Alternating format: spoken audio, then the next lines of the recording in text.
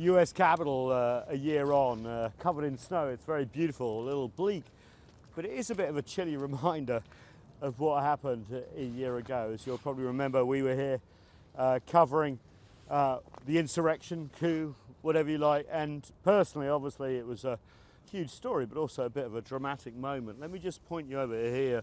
You see past this beautiful tree here, that was where our fixed camera position was, and we got our camera equipment destroyed by the mob that day.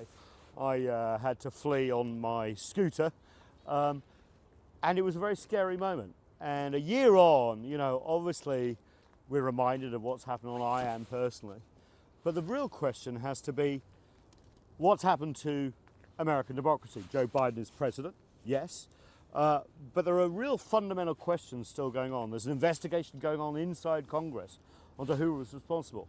The FBI and others have arrested hundreds of people. Over 150 people have already been convicted. But the political debate continues to go on. And this is perhaps most worrying for me, is that if you look at Republican polling, a lot of Republicans still think the election was stolen, the big lie that Donald Trump said. A lot of people think that political violence is still justified if they feel their side is not winning or that their views are not represented.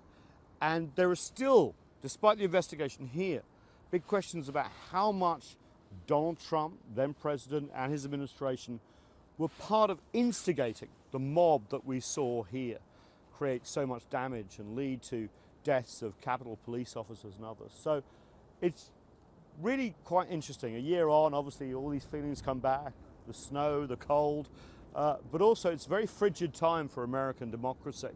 And these battles, both legislative, political, and let's face it, cultural, when it comes to divides over COVID, when it comes to divides over political representation of different states and voting rights and all this other stuff that's divided America for generations, still continues to fester. So no matter what happened a year ago, to me personally and to everything that happened here, really the answers have not come yet, and that's really quite incredible a year on. Nathan King, CGTN, outside the US Capitol.